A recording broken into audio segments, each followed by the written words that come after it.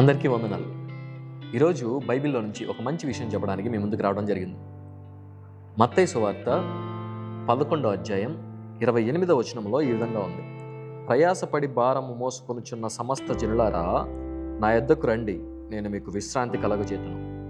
ఈ మాట ఎవరు చెప్తున్నారంటే యేసయ్య చెప్తున్నాడు. ప్రయాసపడి భారం మోస్తున్నాం. మనందరికీ కూడా ప్రతిరోజు ఏదో ఒక ప్రయాస.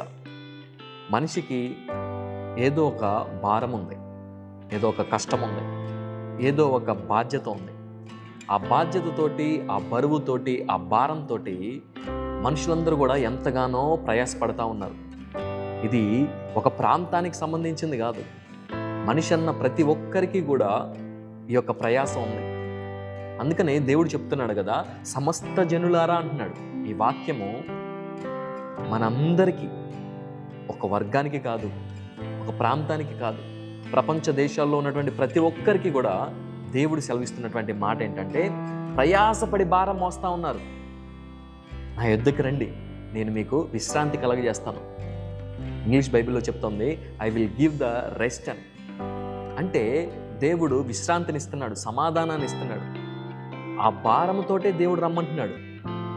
ఆ భారాన్ని దేవుడు తొలగిస్తాడని చెప్తా ఉన్నాడు. కాబట్టి దేవుని యందు నిరీక్షణించినటువంటి మనమందరము కూడా చేయాల్సినటువంటి విషయం ఏంటంటే, దేవుని దగ్గరికి వస్తే దేవుడు మన యొక్క ప్రయాసనంతటిని కూడా, మన యొక్క భారమంతటిని కూడా దేవుని దగ్గరికి తీసుకొచ్చి దేవుని మీద వేసేస్తే దేవుడు మనందరికీ కూడా విశ్రాంతినిస్తాడు. ఈ యొక్క దినము, ఈ యొక్క వీడియో చూస్తున్నటువంటి ప్రతి ఒక్కరూ కూడా అనేకమైనటువంటి ప్రయాసతోటి, అనేకమైనటువంటి భారములతోటి ఒకవేళ ఉంటే దేవుడు చెప్తా ఉన్నాడు, నీ భారము దేవుడి మీద మోపే, నీ ప్రయాస దేవుడి మీద పెట్టేసే. దేవుడు నీకు విశ్రాంతిని ఇస్తాడు, నీకు సమాధానాన్ని ఇస్తాడు, మనశ్శాంతిని ఇస్తాడు. ప్రశాంతంగా నీ యొక్క జీవితాన్ని కొనసాగించడానికి దేవుడు సహాయం చేస్తాడు.